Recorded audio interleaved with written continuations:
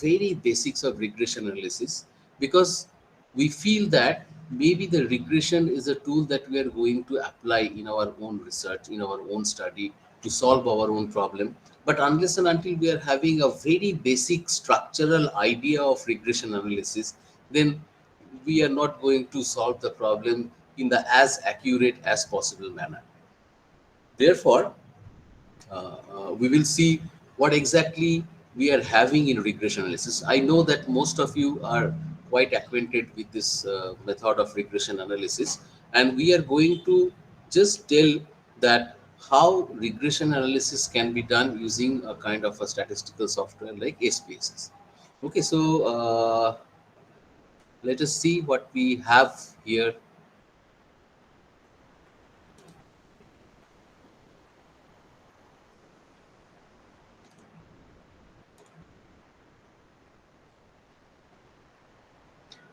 Uh, is it visible? The slide is visible to. Yes, sir. Okay, Yes, sir. okay, okay, okay. If there is any problem, please tell me so that I can address it. Okay. So we have something which is known as basics of regression using SPSS. So what we will do, we will try to just go through and understand the basics of regression, and then we will see how SPSS can help us to conduct a regression analysis. The first question that comes in our mind is, what is regression? Now, as I said, that real life situation involves complex relationships between or among variables. So if you can see that maybe we have a data, we have a data set, and the data set has different components, different dimensions that can tell a lot of story to us as a receiver.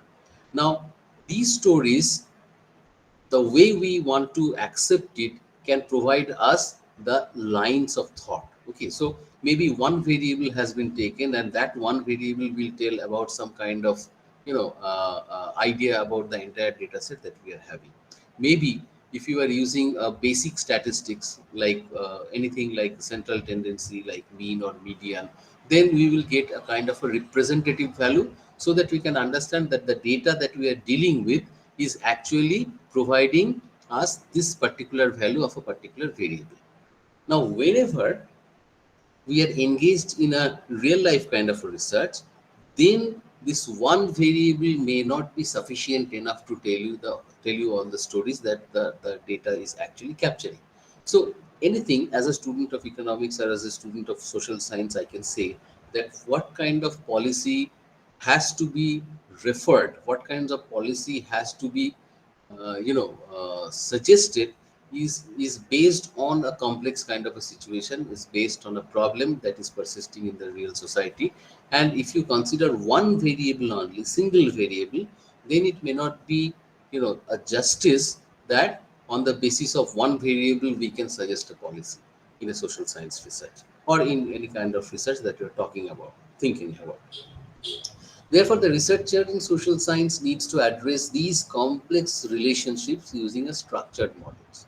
Now, model actually referred to the theory, and the theories are framed by certain assumptions. Now, these assumptions are basically the frameworks within which we always try to find out the kind of relationship is existing between or among variables in the simplest most manner, so that if we can relax the assumptions one by one, then we can reach to the real complex problems, and we can address the problems, and we can propose solution of the problems.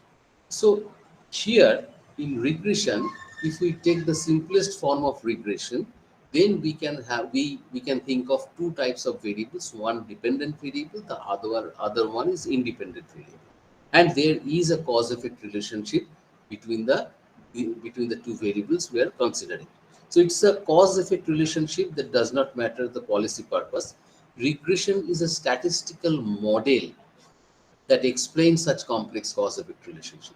So we heard about the correlation. Correlation means a degree of association between two variables or among variables. And in that case, We are not really interested to know whether which variable is a cost and which variable is a particular effect. Rather, we are interested to know that whether these two variables are related, attached or not. So regression is a finer version of correlation analysis where we need to know more about the variables and the data that we are having for the variables. Regression comes under a framework with certain assumptions, obviously, because without assumptions, we cannot simplify the entire complexity along with the logic that has been given. And the simplest regression model is actually known as a simple linear regression model or classical linear regression model. Okay, this is the name of the model, and that's how it is known. Generally we use the data, because without the data, if we think that okay fine, we want to know about the status of a particular problem, maybe the problem has emerged in the society and we are trying to solve the problem, then we have to see that what kind of information is available related to that problem. If we are trying to get a kind of an idea about the problem which is persisting for a prolonged period of time, then we look for a data which is known as a time series data. If we want to know that how the particular entity is performing and we want to compare with others, then we will look for a cross section data. And we have two more types of data, which is pooled data and panel data, where if the number of observations are less and we want to know that across time over the region how the entities are working, then we require pooled data or panel data. So here we're talking about maybe four types of data. The time series is a set of observations on the values that a variable takes at different times. Such data may be collected at regular time intervals. You have a lot of examples for that. Maybe somebody is interested about the crop production of a particular crop for a particular state for last 20 years. So over the last 20 years, the production of that particular crop for that particular state will provide you a time series data. Cross section data is a sort of a horizontal data where maybe we are interested to know about that particular crop's production in a particular time period or a particular year over all the northeastern states, all 8 northeastern states. So then we can compare that, fine, in that particular year who was the best performer in terms of that particular crop production and who was lacking behind. So in that case, cross-section data are the data on one or more variables collected at the same point of time. Okay, we are comparing between the states, or we are comparing among the states, or we are comparing between the banks, we are comparing among the banks, maybe we are comparing the universities for a particular year. So these will be sort of cross-section data. Pooled data are containing elements for both time series and cross-section data. So maybe somebody is interested about the performance of the industries over a period of 5 years. How these industries are working for over a period of 5 years. For that, we need both time series data and cross-section data. And if we pull them together, for all, let's say 5 industries, 10 years time period down the line, if we pull all of them together, then it will form a kind of a pool data. Finally, we have something which is known as a panel data, where the panel data is also a pool data, but a special type of pool data in which the same cross-sectional unit is surveyed over time. Panel means it is recurring again and again, time and again.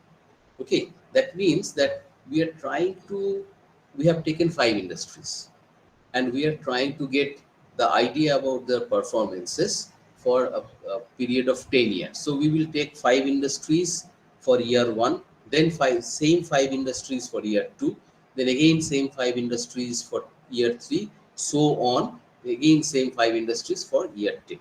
Then that particular type of pooling will give you a kind of a panel data.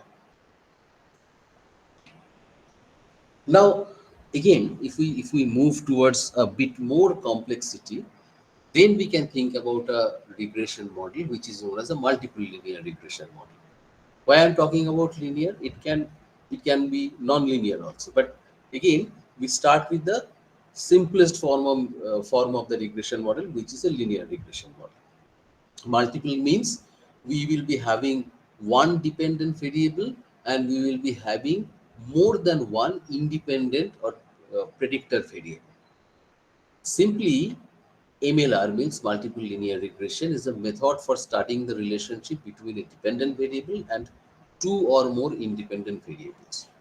Why this is required? See the purposes. We have predictions. We want to predict the future. We need to explain the present situation. And theory building means if the explanation gives the relationship between the predicted variable and the predictor variables one by one or together, then can we think of generalizing the relationship existing between them? If that be so, then that will help us in building a theory. Now, as I said, as I started earlier, when we started the class, that what we need is actually to implement or to utilize the regression model. Now, unless and until we have a basic idea about the structure of the model, we will not be able to know that which type of model is applicable in which type of situation. Okay, so that's why we need to know how to conduct an operation. Now, multiple linear regression produces a model that identifies the best weighted combination of independent variables to predict the dependent or criterion variable. Okay, so it may so happen that the dependent variable you have chosen is dependent on large number of independent variables. So maybe some of the variables are significantly important for the dependent variable.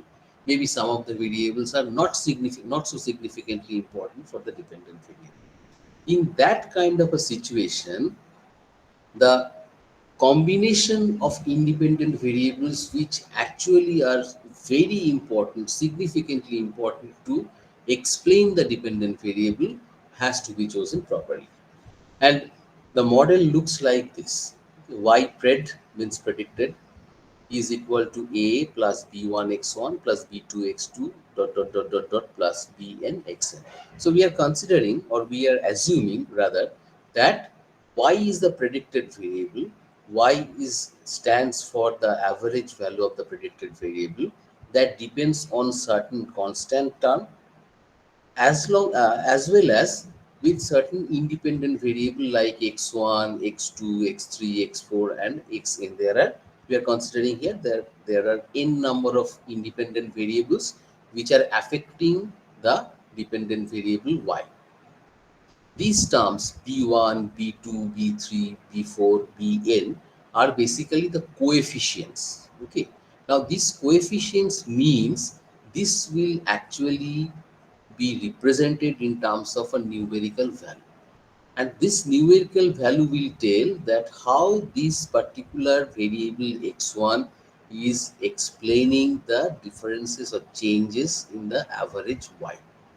How this x2 is actually influencing the average value of y, that will be represented in terms of the value of the the numerical figure of b2. This symbol, this plus or minus sign will tell that whether x2 and y are positively related or negatively related. So if we had y predictable equal to a minus b1 x1, then b1 is going to tell you that how much amount of change y will take due to 1 unit change of x1, and this sign minus sign, if it is minus sign, then this minus sign will tell that the movement between x1 and y will be in the inverse direction, opposite direction. Here, MLR estimates the relative importance of several hypothesized predictors. MLR assesses the contribution of the combined variables to change the dependent variable. So, this entire multiple linear regression model actually tells you that how these individual values are predicting this dependent variable, and as a whole, how together all these independent values are affecting this predicted variable. So we need to design them, we need to design the model so that it can be as accurate as possible. So the criterion is like one dependent variable has to be taken. You cannot take two dependent variable together because then it will not become functional. So we have to take one by one. If we are taking a dependent variable, then that dependent variable should be taken once at a time in a particular model. Two or more independent variables, that is predictor or explanatory variables. Some books write it as predictor variable, some write it as explanatory variable, some write it as independent variables, all are same. Okay, has to be there.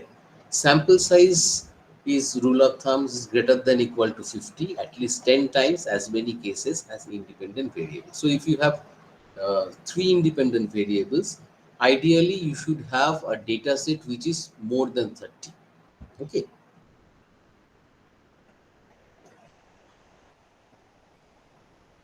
Yeah. Now, this regression model, multiple linear regression model, is not, it looks like a mathematical model, but it is not exactly like a mathematical model. Why? Because mathematical models are deterministic in nature. Deterministic means if you solve a mathematical problem, you will come down with a particular answer, particular number, particular value, particular alphabet will come. But here in regression analysis, they are not deterministic in nature. Why not deterministic in nature? Because in real life situation, the kind of dependent variable you have considered and the series of independent variable you have taken by thinking that or assuming that these variables, each of them, they are actually affecting the dependent variable, you might have missed out some variables which are there very much but has not been incorporated in your model, okay, explicitly. Now for that, what we do generally, we actually consider an uncorrelated error term. That uncorrelated error term actually captures the probable variables which are not there but which are absolutely important for the model. So this entire larger circle is actually the total variation in your dependent variable. Now the predicted variable or predictable variables that you have already considered in your model like x1, x2, x3 and so on. Just a minute.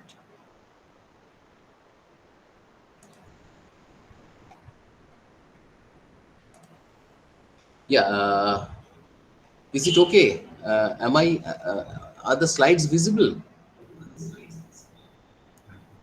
Alok sir, Yes, sir. is it visible? I mean, Yes, sir. okay, okay. Let me continue then. Yeah.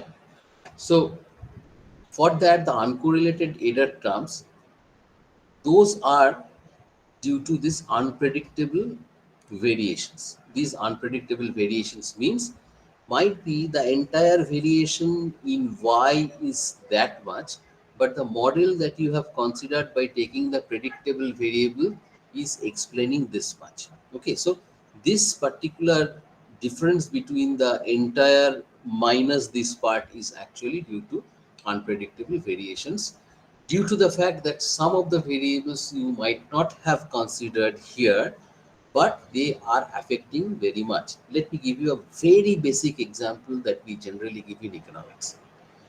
A particular commodity in demand is dependent on the price of the commodity, is dependent on the price of the related commodities, is also dependent on the income of the individual, is dependent on the taste and preferences of the individual, is also dependent on the family size of the individual concerned. Okay, so if we incorporate price of the commodity, income of the individual, and taste and preference of the individual, then maybe the entire variation in the quantity demanded of that particular commodity is explained here through the model that you have actually constructed with the predictable variations like price of the commodity, income of the individual, and taste and preferences. But you have not incorporated the prices of the related commodities, and you have not incorporated the family size. So the variation which is unexplainable here through your model is due to those two variables, and you can very well explain because you have incorporated the variables there in your model. So what are the basic assumptions of any multiple linear regression model? One basic assumption is independence. It means that the data of any particular subject are independent of the data of all other subjects. That means the variables that you have taken, for them, against each of them, you have a data, series of data. For variable 1, you have a series of data, variable 2, you have a series of data, variable 3, you have a series of data, and so on. Okay, now this particular assumption tells that the series of data for variable 1 and the series of data for variable 2, these two should not be related to each other. Okay, if they will be related, then there will be a problem of multicollinearity. Second one that we consider, the data that we are talking about, is normal. That means the normality. Normality in the population, the data on the dependent variable are normally distributed for each of the possible combinations of the level of the x variables. Each of the variables is normally distributed. Now, data distribution means whenever we take samples, against that a sampling mean has been generated. Okay, so you have a class of students, maybe 50 students are there, and you thought that I will ask the same question, I will consider the same data from 5 of them each time. Okay, so you ask the age of the students, first 5, then you can find out a mean age for first 5. Similarly, you have selected second 5, then you got a mean of second 5 age, then third, then fourth, and so on. So now if you put the data on a table, then that will give you a distribution. The values will give you a distribution. And the normality tells if that value, the set of values gives you a distribution in such a way so that the extreme values, extreme minimum value and extreme minimum value gives you less amount of students, and most of the students are clustered around the mean value of the entire data set, then it will look like, it will be considered as a normal distribution. Normal distribution looks like Mount Kilimanjaro in Africa or Mount Fusiyama in Japan.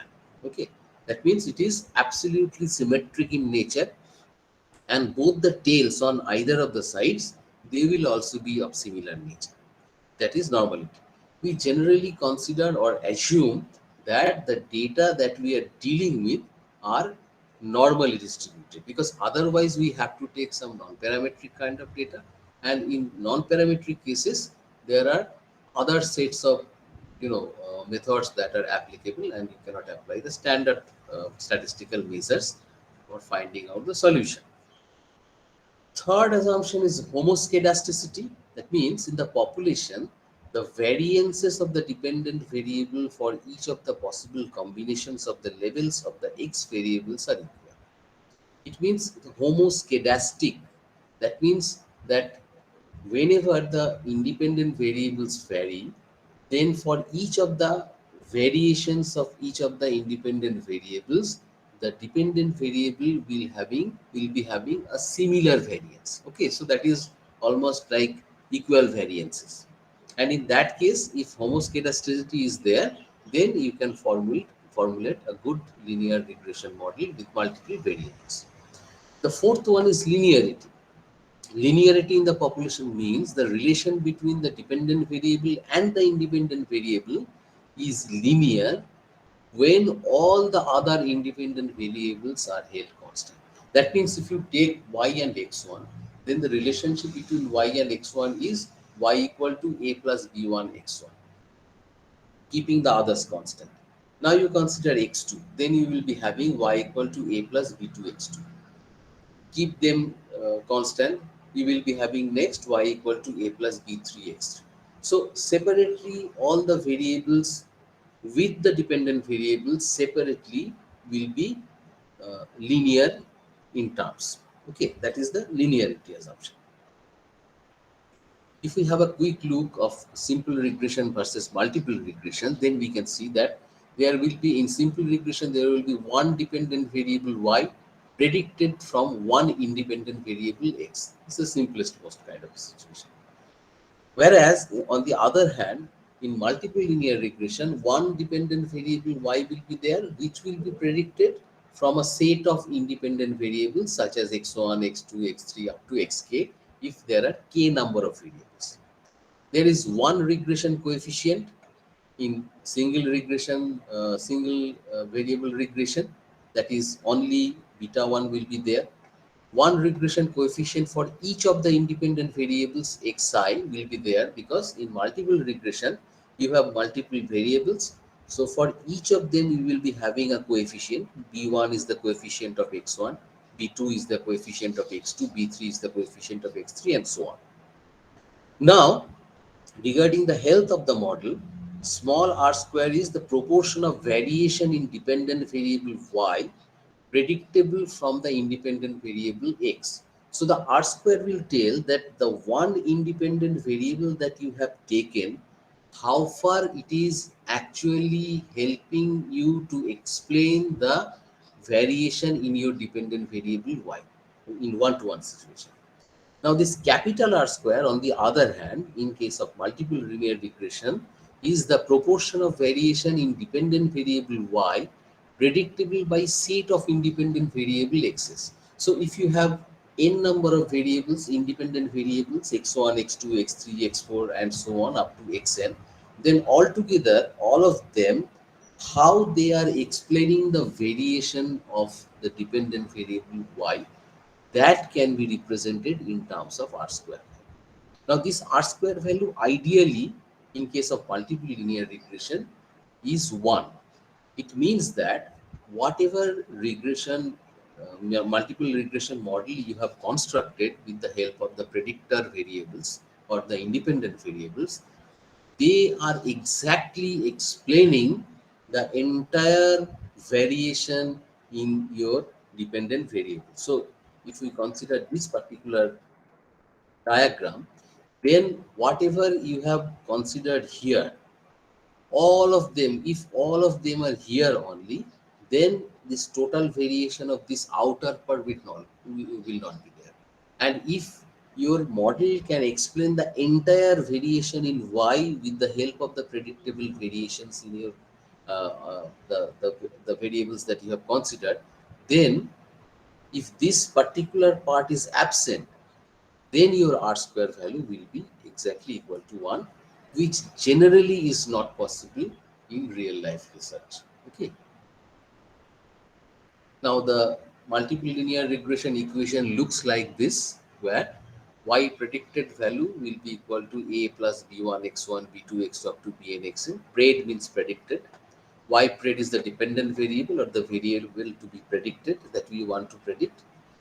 X are the independent or predicted variables. A is the Rsquare equations, include a constant or y. That means this is a constant term.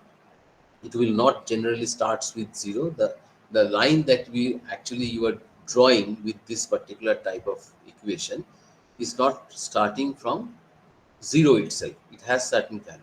I'll just tell an example, like very easy example, that if we do not have an income, aren't we going to spend some amount because we are having a savings? If we are having savings, so we are saving from that and purchasing our daily basics. Okay. So in that case, maybe your income component is 0, but due to this A, what you are saving, for that you can predict this particular value, or this particular variable will be having a value for that. Now, B, all these B's, B1, B2 up to Bn, these are basically the weights. So the coefficients are basically the weights or partial regression coefficients. Why partial regression coefficients? Because you have multiple variables are there. So each of them will be having a regression coefficient. That's why this is known as a partial regression coefficient. The B's show the relative construction of their independent variable on the dependent variable while controlling for the effects of the other predictors. That means if you consider this one, then you are interested about B1. keeping the others constant. We are considering that no other variables are moving, so we have this. By the way, what we are doing here, we will be having technically, we will be having the values of y, x1, x2 up to xn, and through them we are trying to get some values of a, b1, b2 and up to bn. Okay, so in a regression model we are trying to get the values of this coefficient as well as this constant term along with the signs. Okay, whether this is positive or negative. Sorry. Variables in the model, what type of? Now, one approach is to perform literature review and examine theories to identify potential predictors, thus building a theoretical variate which may reflect particular relevance of the variable. Now, you are trying to set up a model. Now, how to set up a model? The first thing is that the very important part of any kind of methodology is to go through past studies. What kind of study has already been conducted in your particular topic or in the peripheral topic of yours, and try to get some idea about the ways they have constructed their model. So you can replicate that model in your study, or you can take the idea about the model they have studied, they have you know created or they have constructed, and you can modify the model further in case of your study according to the need of the problem and theoretical support, obviously. This is sometimes referred to as the standard simultaneous regression methods. Standard simultaneous regression method. Yeah. A second approach is to examine statistics that shows the effects of each variable both within and out of the equation. Second approach is to examine the statistics. Statistics means the peripheral values that will be there that shows the effects of each variable both within and out of the equation. So the variables which are there in the equation and the variables which are not there and are incorporated in the uncorrelated error term, that values will also be considered there. Now, what will be the multiple linear regression output? There are certain notations, like the following notations are essential for the understanding of MLR output, like R square, adjusted R square, constant, B coefficients, beta, F test, and T test. Now, this F test and T test, these they are quite known to us. Now, they will tell the importance of the variables that you have considered along with the uh, beta coefficients. Now, for any multiple linear regression model, R square, the coefficient of multiple determination, as it is known, is used rather than a small r like Pearson's correlation coefficient. Because there is a difference. In case of Pearson's correlation coefficient, the objective was to know whether the variables are associated to each other or not. So the answer will be either they are positively associated or they are negatively associated, or the third case is they are not at all associated.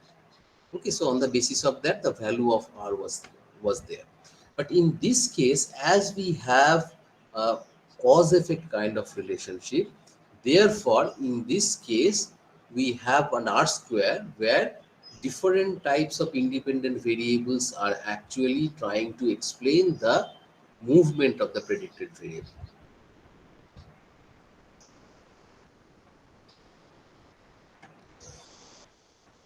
A finer version of R square is known as the adjusted R square. The adjusted R square adjusts for the inflation caused by the number of variables in the equation. Okay, so sometimes what happens is that if you have a smaller number of samples or if you have a smaller number of data, then you have one particular value of R square. But if you increase or keep on increasing your data set, maybe due to the increase of the data set, your R square value will also improve. But that will not reflect properly how the predicted variables variability is explained by the individual independent or predicted variables. Okay, so in that case, instead of R square, what we consider? We consider adjusted R square. So adjusted R square will give you, or it will rather negate the role of the increasing samples or increasing data set. Beta coefficient measures the amount of increase or decrease in the dependent variable for a 1 unit difference in the independent variable. So if your first variable x1 increases by 1 unit and the beta value or b value actually gives you, let's say, 0.37, then you can understand that by increasing x1 by 1 unit, the predicted variable or y will be increased by 0.37 unit. Okay, that is 37% increase will be there. I'll just give you an example. Like when our income increases, our expenditure also increases, because income increases means your purchasing power increases, and purchasing power increases means it becomes lucrative to purchase more. But do you think that if my income increases by 100 rupees, I will spend the entire 100 rupees every day? No. Some part of that 100 rupees will be saved automatically. Maybe 70 rupees I am spending. Maybe I have got a habit of maybe I have got a habit of spending 70 rupees, 70 rupees more for increasing 100 rupees income. So in that case, the B value will be zero point 0.7. B value will be zero point 0.7, and it tells that the entire increase in X1 will not be, reflected in terms of the 100 rupees increase in Y, or 100 rupees, 100 rupees increase in Y, but it's a 70 rupees increase in Y. The controlling for the other independent variables. So it should be taken one by one. Marginal values. Marginal values means one at a time, keeping the others constant. Ideally, the independent variables are uncorrelated.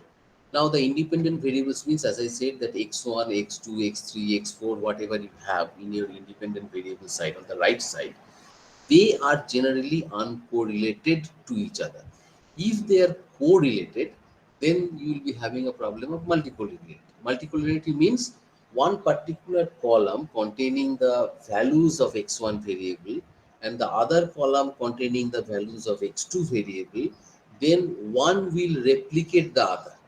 One will be the multiple of other, and that will create technical problem in your linear regression model, and the model will not be the best fitting model. Now, consequently, controlling for one of them will not affect the relationship between the other independent variable and the dependent variable. That means if they are not related, if x1 and x2 are not related, then change in x1 and its impact on y is not going to affect the change in x2 and its impact on y. X1's change can be impacted on y, but it is having no impact on x2, because x2 and x1 are independent, they are not related to each other, and at the same time change in x2 will be impacted on y, but they are not having any impact on x1, because the independent variables, they are uncorrelated. Now, what is all about the intercorrelation or collinearity? If the two independent variables are uncorrelated, we can uniquely partition the amount of variances in y due to x1 and x2, and bias can be avoided. So if there is a collinearity, then they can be separated, and then after separation you can consider x1 and the variability of y due to x1. You can separately take x2 and the variability of x2 on the variability of y separately. That can be compartmentalized. You don't need to do all these things on your own way, because the softwares, they are readily doing that for you. Okay, you will be having the result, you have to interpret that result. Small intercorrelations between the independent variables will not greatly bias the beta coefficients or B coefficients. Okay, if there is a very insignificant 0.003 amount of relation is there, then that will be nullified or negated by the model itself. But however, large intercorrelations will bias the B coefficient. So if x1 and x2 are significantly correlated, that means the values are significantly correlated, then the B values corresponding to x1 and x2, that is B1 and B2, will also be correlated. Okay, so that will create a problem because you are not in a position to separate them. If you put them in the computer, if you use SPSS with that data, obviously the result will come. But the problem is that the model will not be as accurate as possible from the researcher's side. That is going to be a problem. Now, there are certain aspects of model building in multiple linear regression where each predictor is taken in turn. That is, all other predictors are first placed in the equation, like x1, beta, b1, x1, b2, x2, b3, x3, and bn, xn. And then the predictor of interest is entered. Okay. Now, this allows us to determine the unique contribution of the predictor variable one by one. First x1, then x2, then x3, and then x4. Because how the model will be created? The model will be created by taking the variables according to their importance to the researcher. Researcher thought that, okay, fine, this one is variable one, this is most important. Let's say that quantity demanded depends on the price. We know that if the price of the petrol goes up, we generally purchase less amount of petrol. So that is very important. How the price? We talk about inflation every day, rising price every day. Now, that is going to affect our consumption highly. So we consider that, okay, fine, let let us put price of the commodity as the first most significant variable. Then obviously goes the second most important goes towards wallet. That means our income. So we will put income second. Then we will put taste and preferences as the third independent or predictor variable. Okay, so we are adding them one by one. The most important one, then the second most important one, then the third most important one, then the fourth most important one, so on and so forth. Now, by repeating the procedure for each predictor, we can determine the unique contribution of each of the independent variable. What it tells? It tells the marginal contribution of each of the independent variable. You have so many variables in your hand, maybe 16, 17 variables are there. But you want to know exactly the importance of the first variable on y, the second variable's importance on y, the third variable's importance on y. And that will be reflected in terms of the value of the b as well as the sign attached with b. Okay, so that comes as a marginal value. There are certain ways of building a regression model. I'll just, mention that one is a simultaneous model where all independent variables enter together. You have taken the variables, you are entering them together. You have created a data sheet in terms of a spreadsheet, and then you are applying the regression analysis using SPSS or anything else. Okay. Then you can have another method or stepwise, building a regression model where independent variables entered according to some order, one by one, maybe by size or correlation with the dependent variable, maybe in order of significance. That, okay, fine, this is the most important, so we have incorporated this. Then we have run the regression. Then again we have incorporated another. Then we run the regression, seen the R-square value. Then we have added the third variable. Then again with three variables we have run the regression, seen the R-square or adjusted R-square value, and so on so forth. The third one is a hierarchical method, like independent variables entered in stages. Okay, so with two independent variables, you got a multiple linear regression model. You have explained that. Then you have added another variable. Then again, you have done the multiple linear regression model. You have explained that. Then you have thought that, okay, fine, this significant variable should enter in the model, and we need to see that what kind of changes are there, we can register, and then that changes will be incorporated, explained by the researcher himself. So that is a hierarchical one by one. You are adding the variables, running the models, and seeing what kind of changes are taking place here. Now we have various significance tests.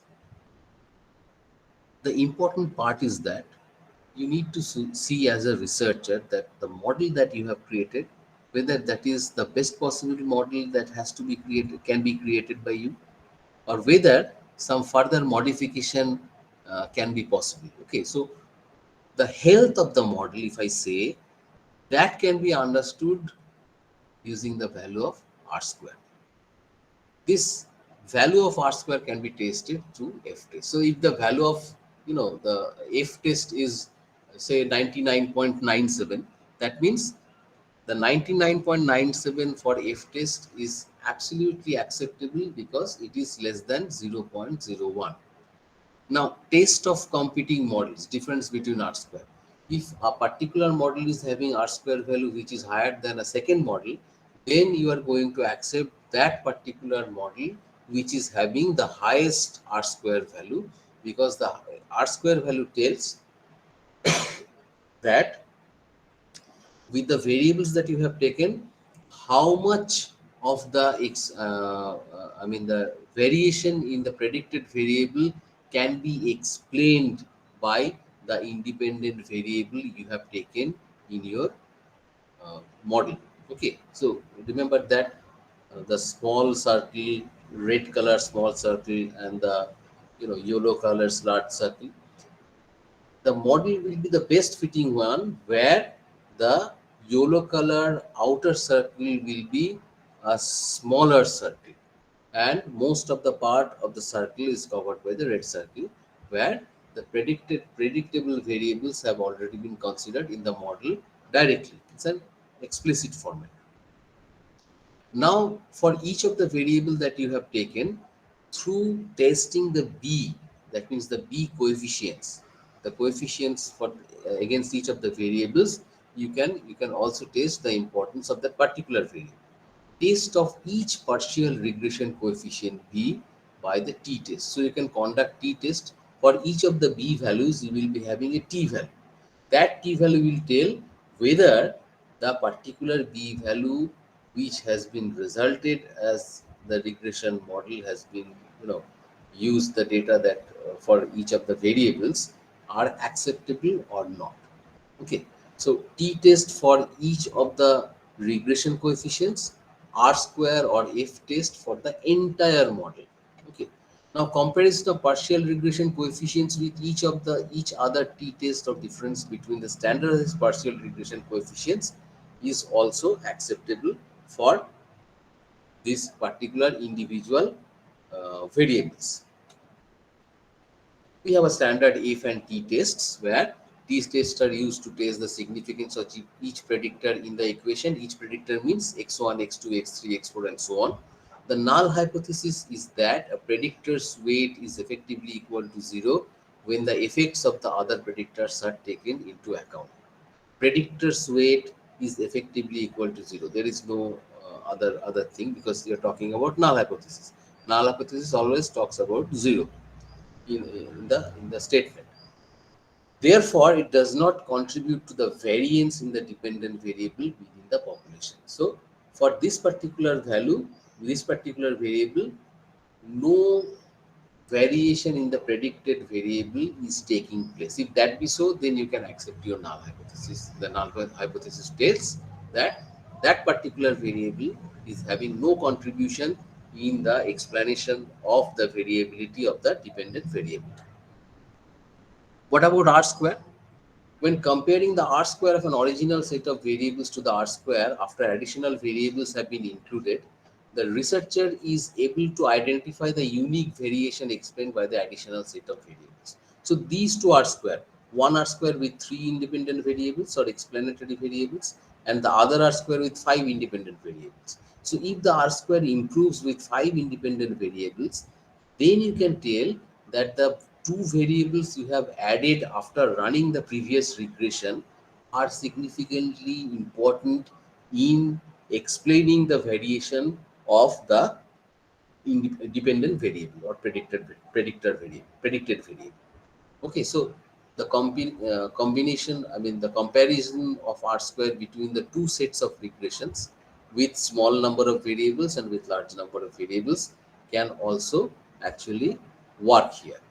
Now, any covariation between the original sets of variables and the new variables will be attributed to the original variables. Okay.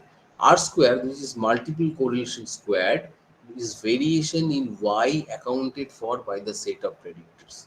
That means R square, again, it tells the same thing, that R square tells how much variation in dependent variable can be explained by the variations in the independent variables considered in the model. Adjusted R square is just to negate the variation in the value of the model due to increase in sample. That is a sample variation can only lead to inflation of the value. If we keep on increasing the sample size, you have taken 100, you will get one particular value of R square. If you increase the value instead of 100 to 500, then obviously the R square value will increase due to the increase in the sample size. Now, if you take the adjusted R square value, then the adjusted R square value actually will negate the importance of the sample, because the sample variation will not work here. It will only work, this adjusted R square value will only work where the variables, incorporation of the variables, whether they are actually making any sense for the model or not, can only be explained.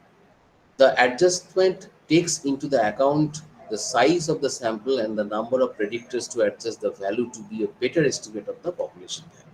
So we are, see, in inferential statistics, what we do generally is we have collected data from the samples, because it's not possible, we don't have that much money, we don't have that much time, we don't have that much manpower, so that we can collect the data from each and every one from our target population. So we select samples judiciously, and then we collect data from the samples. Now, on the basis of the data that we have collected from the samples, we predict about the entire population, not about the samples. Okay, so the generalizing in terms of population, that's why it is known as inferential statistics. The hypothesis that we make, the null hypothesis and alternative hypothesis, they are basically the statements, and those statements are for the entire population. Now you are going to judge about your null hypothesis and alternative hypothesis, and for that you are using the data that you have collected from the samples. Okay, so that's why it is inferential statistics.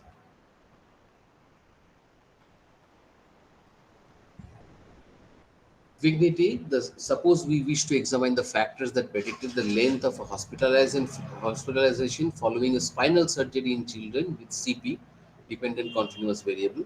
The available variables in the datasets are hemotro- hematocrit, estimated blood loss, cell saver, operating time, age at surgery, and pot red blood cells, which are independent variables. If the dependent and independent variables are measured on continuous scale, what will be an appropriate test statistics?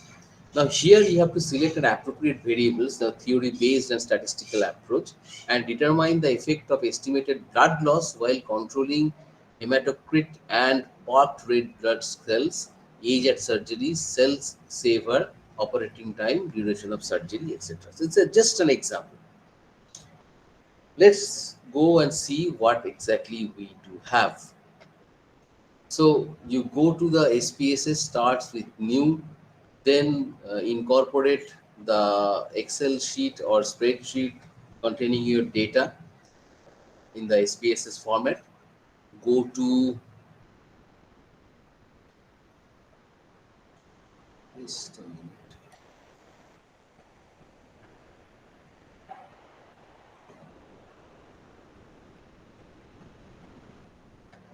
Yeah, go to data, then go to the regression.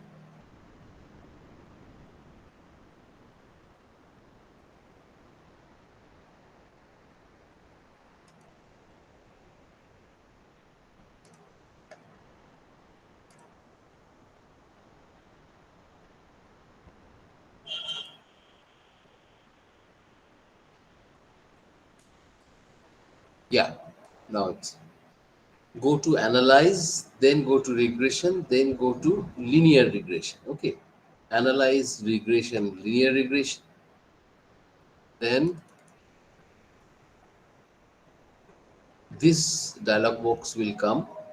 These are going to be all the variables here on the left side. So you have to consider the dependent variable or predicted variable here, and the number of independent variables that you are going to consider. Just select one, then click one like import. So this will come here. Then this will come use probability of f at 5% level, then include constant in equation, exclude the case listwise. Cases listwise means, the labels, the variable names, they will be omitted. They will not, the spaces will not consider that. Then the species output will come. So this will be the descriptive statistics. You have to select the descriptive statistics, as I said earlier.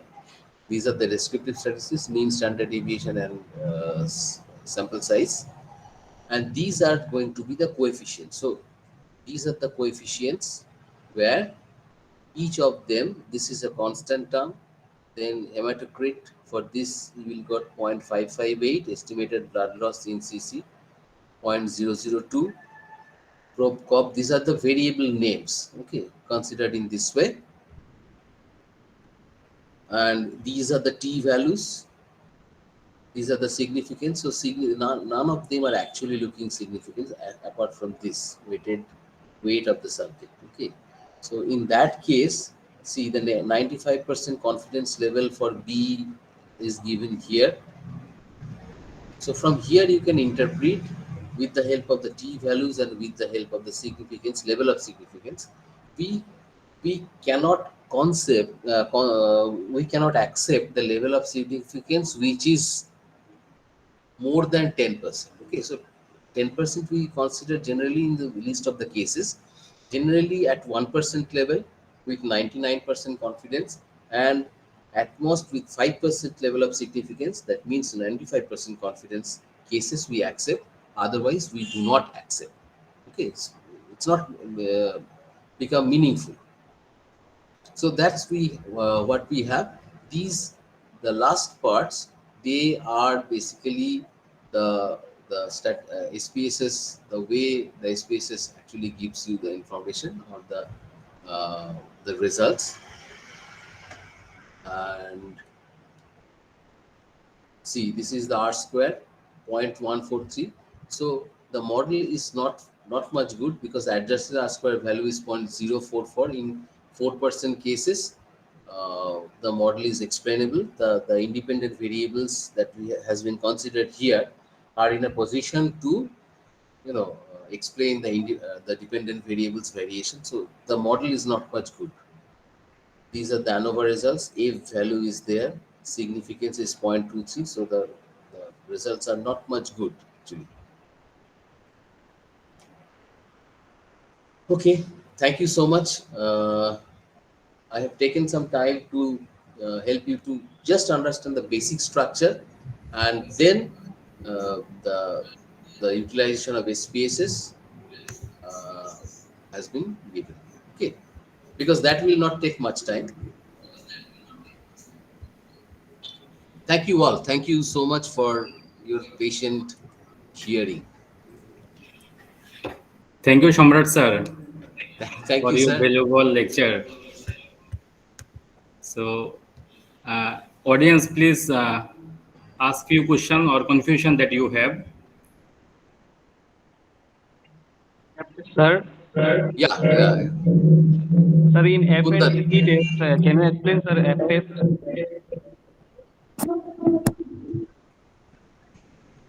Kundan. Yes, sir. Yeah, yeah, yeah, yeah,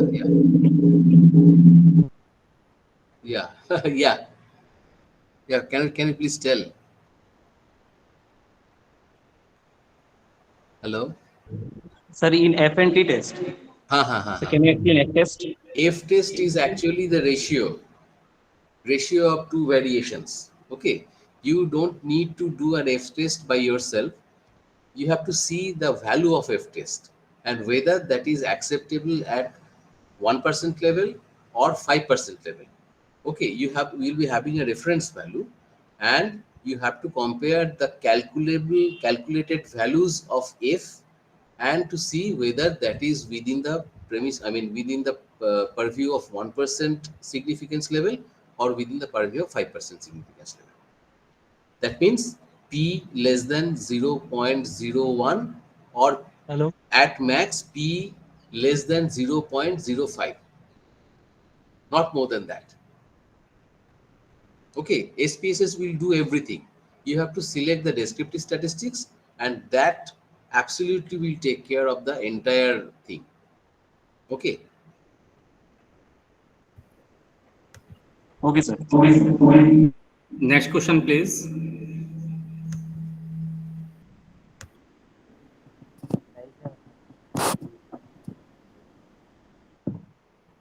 Hello, sir.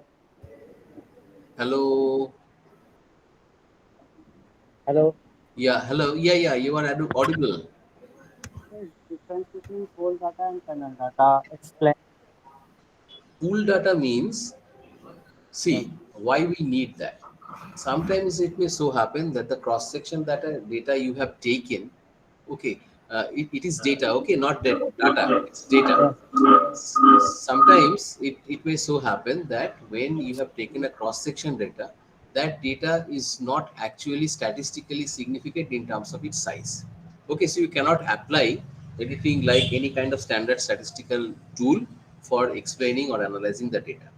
It may so happen that the time series that you are having, maybe it's very less in terms of any kind of time series exercise. So in that case, if you pool both a small cross section and a small panel, I mean a small time series, then altogether the data points will increase.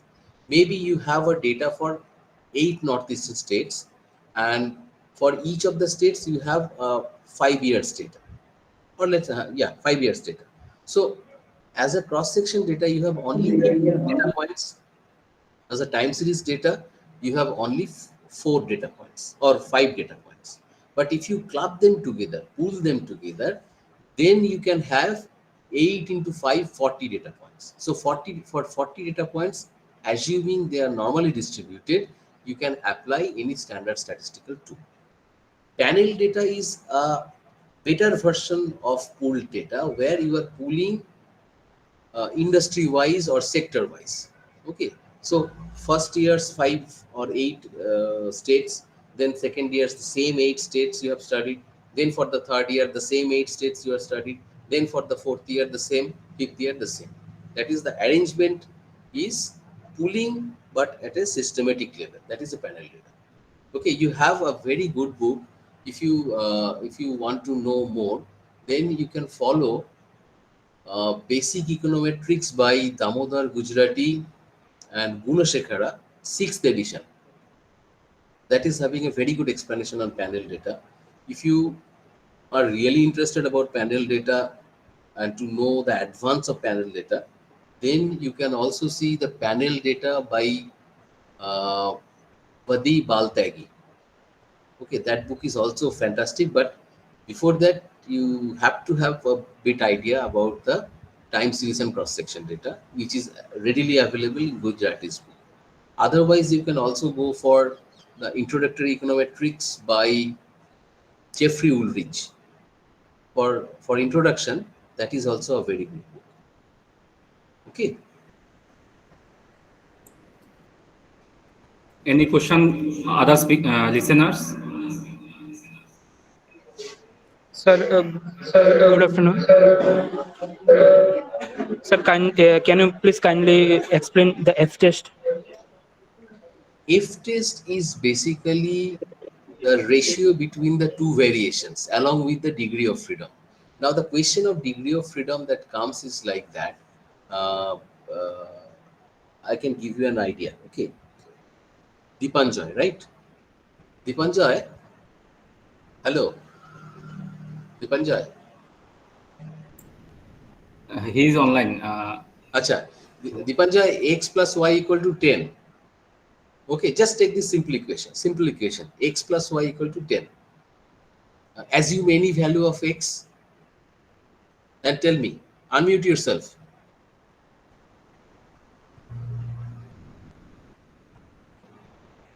Dipanjay, just unmute yourself. Maybe internet connection problem. Okay, let me tell that x plus y equal to 10. We can assume a value of x. Let's say it is 4. Can we assume a value of y? We cannot, because x plus y equal to 10 means 5 plus y equal to 10. So we can get a value of y from the system itself.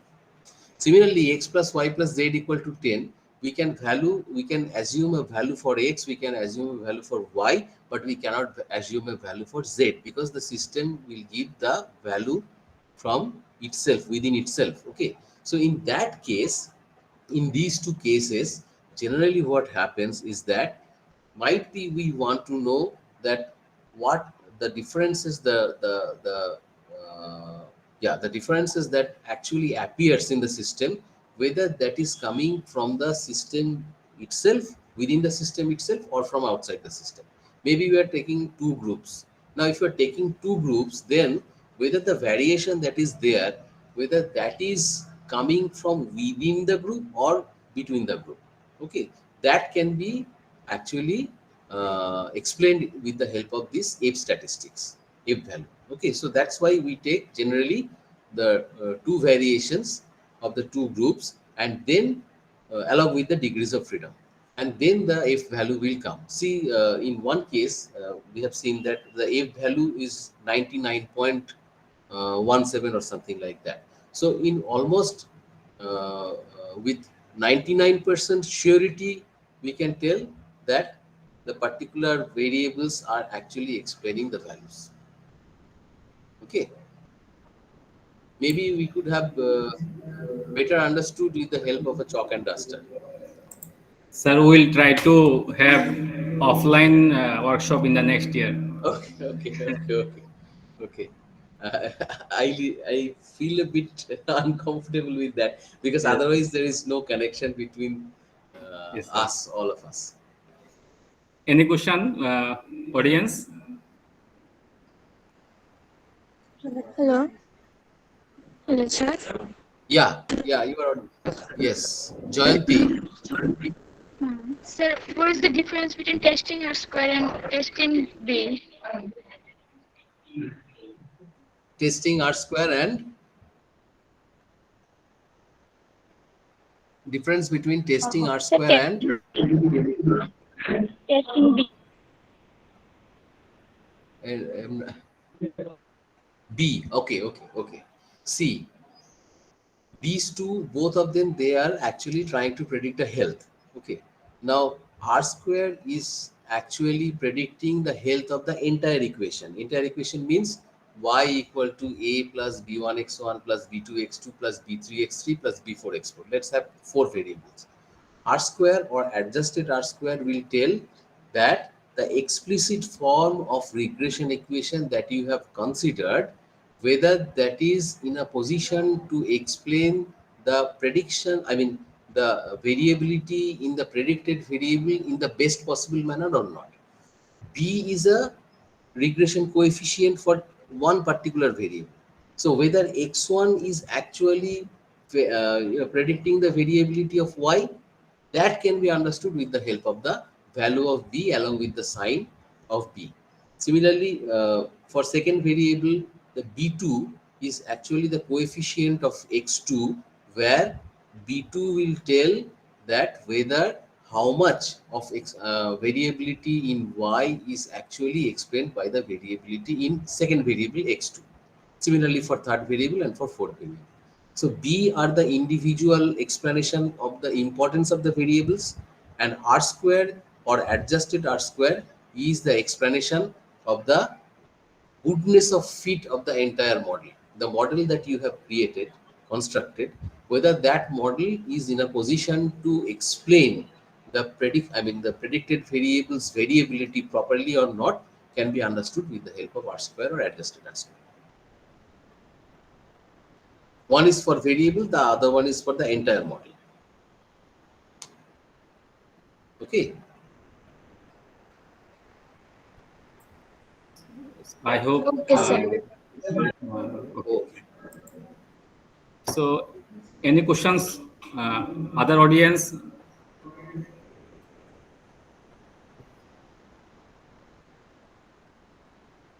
Sir, I have a question, sir. QC. Sir, all this you have Tajul, discussed. yeah. My Tajul Islam, sir. Mhm. So, all these things you Yeah, have yeah, yeah. Please. discussed. So, sometimes I become confused. All these things are Uh-huh. not, is it not the analysis of variance, sir? Yeah, yeah, yeah, yeah. So, in F statistics, we test, find analysis of, in F test statistics, we find means analysis of you are variance, doing, sir. But yes, yes, when we go to the same thing in econometrics, so we yes. sometimes become confused, sir. So we See, better the feel definition, better friendly with statistics. I mean, F test, chi-square test, etc. exactly, exactly. Parametric, non-parametric test. Exactly. The thing is that if you see the definition of econometrics, then econometrics itself tells that with mathematical models, statistical tools, and economic theory, you are trying to judge certain economic incident. That is econometrics. So econometrics in no way anything other than statistics or mathematics. The difference between these two, mathematics and statistics, mathematics and econometrics, is that in mathematics you got a deterministic approach. That means if you solve a mathematical problem, you will come up with a solution, single value of a variable or single numerical figure. But in case of a econometric model, as we are considering that you are not in a position to capture all possible variables in the system, in the society, therefore there is an uncorrelated error term is there, and that error term actually diverts you to get a deterministic kind of a solution. Otherwise you are using the statistics only. That's why F test is there, T test is there, inferential statistics is there, ANOVA is there, one more thing is that ANCOVA is there. But here you can have in general one particular type, that is a categorical data analysis, where if your dependent variable is qualitative in nature, then you can go for either logit or probit type of model. Okay, that is beneficial, that you are actually trying to capture the qualitative variables in terms of a regression model, and categorically by stating them in terms of codes, you can find out that if the dependent variable is categorical in nature, if it is qualitative in nature in the larger sense, then how your quantitative independent variables are going to explain the variation in your qualitative variables decision making. Okay, that is it. Otherwise econometrics is basically a part of taking the help of statistics only. It's no way different. So I think, sir, I will be agree that without having a sound understanding of the statistical test, if you Mm-hmm. pursue just understanding econometrics, I Mm-hmm. think Yeah, that we will be difficult. That will be will difficult. will face accidents. Yes, because for That's happened to me, econometrics, sir. okay, for econometrics, you have to have a very good idea about the methods of moments. You have to have an idea about inferential statistics, and you have to have an idea about correlation and regression. These are the basic prerequisites before starting econometrics. If you see any preface of any econometric book, then they will write that we assume that you have this idea. Then you can start. Thank you, sir.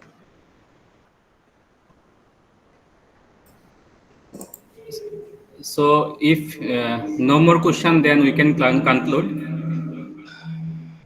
Yeah, sir, Anyone? we will be having a meeting now. Yes. So, if we can. Sir, actually today we have got lots of queries and Mhm. feedback. It's really impressive that students are responding well and they are happy with the lecture. So we have got few feedback from Gautam Makwana from America. He's thanking you for your nice lecture, and others are also there. You can see in the message, sir. Okay, okay, sir. Thank you so much. Thank you, sir, for having delivering lecture to our students. Thank you, sir. Thank you, sir. Thank you very much.